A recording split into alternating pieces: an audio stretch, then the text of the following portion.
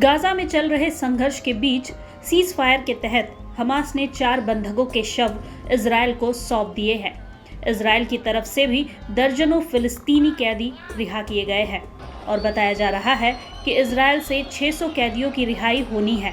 इस घटना से वहां चल रहे सीज फायर में एक नई कड़ी जुड़ी है, लेकिन इस सप्ताह सीज फायर समाप्त हो रहा है और आगे के लिए हमास को कोई प्रस्ताव नहीं मिला है। सीज फायर समझौते के तहत गाजा में इजरायली युद्ध 19 जनवरी से बंद है और इस बीच कई चुनौतियां भी सामने आई।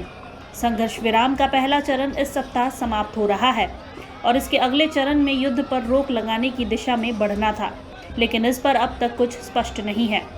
हमास ने अभी तक संघर्ष विराम के अगले चरण के लिए कोई प्रस्ताव नहीं मिलने की बात कही है। दूसरी तरफ इजरायल बंधकों के शवों की फॉरेंसिक पहचान कर रहा है ताकि ये सुनिश्चित किया जा सके कि हमास ने वापस वही शव सौंपे हैं जिनकी उन्हें उम्मीद थी। ये प्रक्रिया इजरायल के लिए अहम है क्योंकि इससे पार पाकर वे 600 से ज़्यादा फिलिस्तीनी कैदियों की रिहाई करेंगे।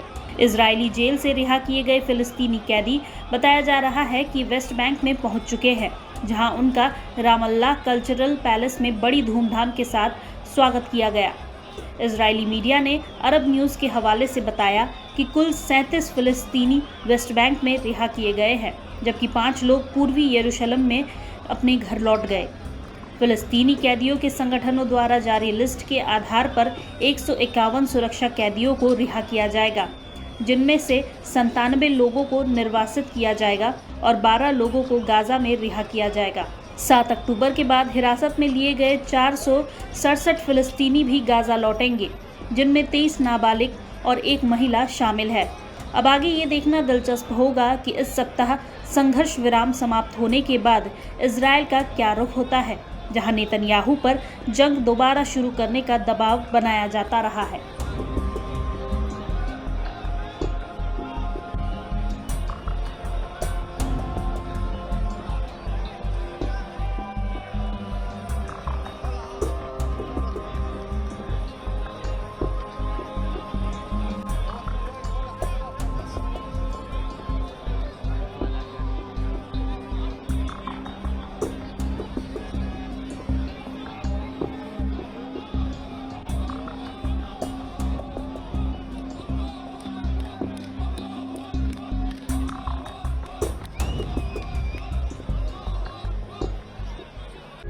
प्रभातखबर.com, विश्वास वही, रफ्तार नहीं।